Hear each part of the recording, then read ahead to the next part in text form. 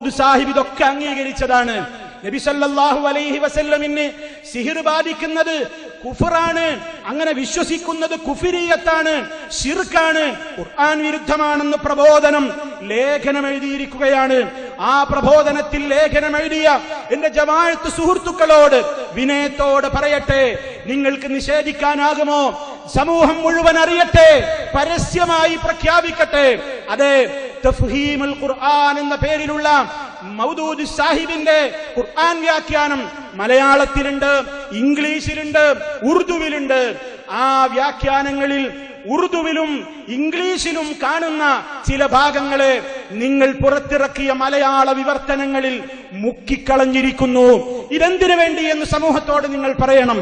മുജാഹിദുകളെ മുശ്രിക്കാക്കുന്നതിന്റെ മുമ്പ് മുജാഹിദുകൾ സിഹിർ അംഗീകരിക്കുന്നു എന്നതിന്റെ പേരിൽ, പ്രമാണങ്ങളിലുള്ളത് അംഗീകരിക്കുന്നു എന്നതിന്റെ പേരിൽ അവരുടെ പേരിൽ നിഷേധവും കുഫിരിയത്തും ശിർക്കും പറയുന്നതിന്റെ മുമ്പ് സൂറത്തുൽ ഫലഖിന്റെ വ്യാഖ്യാനത്തിൽ ഇംഗ്ലീഷ് തർജമയിലും ഉറുദു തർജമയിലും കൊടുത്തവ മലയാളത്തിൽ നിങ്ങൾ കൊടുത്തിട്ടുണ്ടോ?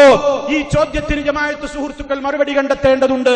ഇല്ല സുഹൃത്തുക്കളെ, സൂറത്തുൽ ഫലഖിന്റെ വ്യാഖ്യാനത്തിൽ മന്ത്രത്തെക്കുറിച്ച് പേജുകളോളം വിശദമായി മൗദൂദ് സാഹിബ് തന്റെ ഖുർആൻ വ്യാഖ്യാനത്തിൽ എഴുതിയിട്ടുണ്ട്.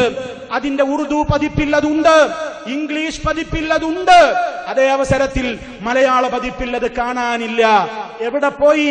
അത് കേരളത്തിൽ പറഞ്ഞാൽ അന്ധവിശ്വാസമാണെന്ന് വിചാരിക്കും എന്ന നിലക്ക് ജമാഅത്ത് സുഹൃത്തുക്കൾ മലയാള വ്യാഖ്യാനത്തിൽ നിന്ന് അത് മുക്കിക്കളഞ്ഞിരിക്കുകയാണ്.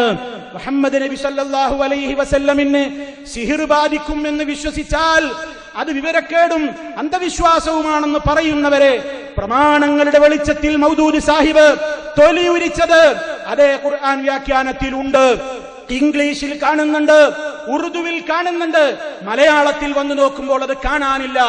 എന്തിനത് മുഖ്യ? എന്റെ പ്രിയപ്പെട്ട ജമാഅത്ത് സുഹൃത്തുക്കളെ, അതെ, ആദർശം പഠിച്ച് ആ ആദർശത്തെ സമൂഹത്തിന്റെ മുമ്പിൽ പറഞ്ഞ ഈ കാര്യത്തിലെങ്കിലും പ്രമാണങ്ങളുടെ കൂടെ നിന്ന മൗദൂദ് സാഹിബിനെ പോലും ഇപ്പോൾ മരണാനന്തരം കടുത്ത മുശ്രിക്കും കാഫിറുമാക്കുവാനുള്ള പ്രബോധനത്തിന്റെ ഈ വ്യഗ്രത അവിടേക്കാണ് എത്തിച്ചേർക്കുന്നത്. പ്രിയമുള്ളവരെ, നിങ്ങൾ ആലോചിച്ചു നോക്കണം.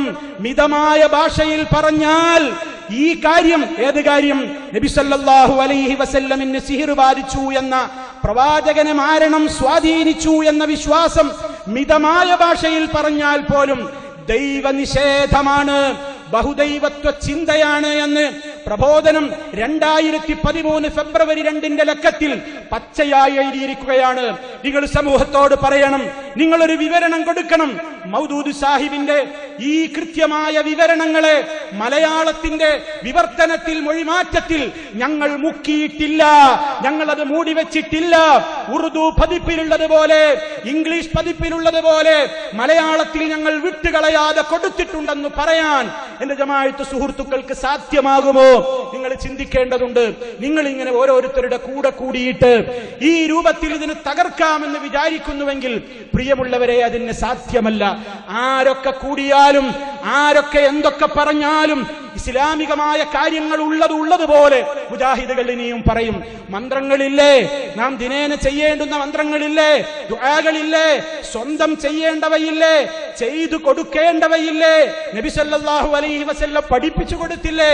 സ്വന്തം ഭാര്യയായ നമ്മുടെ ഉമ്മ ഹഫ്സാ ബീവി റളിയല്ലാഹു അൻഹക്ക് ശിഫാ എന്ന് പറയുന്ന ഒരു സ്ത്രീയോട് പ്രത്യേകം പ്രവാചകൻ പറയുന്നത്, നിങ്ങൾ അവൾക്ക് എഴുത്തും വായനയും പഠിപ്പിച്ചതുപോലെ നംലത്ത് എന്ന് പറയുന്ന ശരീരത്തിലുണ്ടാകുന്ന പ്രത്യേകമായ കുരുക്കൾക്കും മുഴകൾക്കുമൊക്കെ സമനൌഷധം എന്ന നിലക്ക് ഉള്ള മന്ത്രം, നംലക്കുള്ള മന്ത്രം പഠിപ്പിച്ചു കൊടുക്കൂ എന്ന് നബി സല്ലല്ലാഹു അലൈഹി വസല്ലം ശിഫാ എന്ന് പറയുന്ന സഹോദരിയോട്, ഹഫ്സാ ബീവിക്ക് അത് പഠിപ്പിച്ചു കൊടുക്കാൻ വേണ്ടി പറഞ്ഞത് മൗദൂദ് സാഹിബ് പോലും ഉദ്ധരിച്ചിട്ടുണ്ട്. നബി സല്ലല്ലാഹു അലൈഹി വസല്ലം രാത്രി ഉറങ്ങാൻ കിടക്കുമ്പോൾ അതേ ആയത്തുൽ കുർസിയും മുഅവ്വദത്തൈനിയും അതുപോലെ തന്നെ സൂറത്തുൽ ഇഖ്ലാസും ഒക്കെ ഓതിയിട്ട് ശരീരത്തിൽ ഊതുകയും തടവുകയും ചെയ്തത് മൗദൂദ് സാഹിബ് പോലും എടുത്തുദ്ധരിച്ചിട്ടുണ്ട്. തീർന്നില്ല. നബി സല്ലല്ലാഹു അലൈഹി വസല്ലമിന് വളരെ രോഗബാധിതനായി ക്ഷീണിച്ചു കിടക്കുന്ന നേരത്ത് പോലും ആയിഷ റളിയല്ലാഹു തആല അൻഹ അത് മന്ത്രിച്ചു കൊടുത്തിട്ടുണ്ട്. ഹസൻ ഹുസൈൻ റളിയല്ലാഹു അൻഹുവിനെ അണച്ചുകൂട്ടിക്കൊണ്ട് നബി സല്ലല്ലാഹു അലൈഹി വസല്ലം അവർക്ക് കണ്ണേറിന്റെ ഉപദ്രവത്തിൽ നിന്ന് പരിശോധിക്ക്, ഈ കണ്ണേറിനുള്ള മന്ത്രം നബി സല്ലല്ലാഹു അലൈഹി വസല്ലം പഠിപ്പിച്ചു എന്ന് കൊടുത്തില്ലേ? എവിടെ പോയി നിങ്ങളുടെ തഫ്ഹീമിന്റെ മലയാള മൊഴി മാറ്റത്തിൽ ആ ഹദീസുകളൊക്കെ എവിടെ പോയി? എന്തിന് നിങ്ങളതൊക്കെ മറച്ചു വെക്കുന്നു? ഈ മറച്ചു വെക്കുന്നവ പുറത്തു കൊണ്ടുവരികയാണ് മുജാഹിദുകൾ ചെയ്തുകൊണ്ടിരിക്കുന്നത്. ആർക്കും ഇഷ്ടമല്ലെങ്കിലും പ്രമാണങ്ങളിൽ ഉള്ളത് പറയുന്നു. അതിന്റെ പേരിൽ ആരോപണങ്ങൾ ഏറ്റുവാങ്ങേണ്ടി വന്നാലും ഉള്ളതുപോലെ പറഞ്ഞുകൊണ്ട് ഇസ്ലാമികമായി അതിന്റെ തനിമ സമൂഹത്തിൽ കൃത്യമായി തന്നെ നിലനിർത്തുന്നു. അത് ഇന്നോ ഇന്നലെയോ തുടങ്ങിയതല്ല.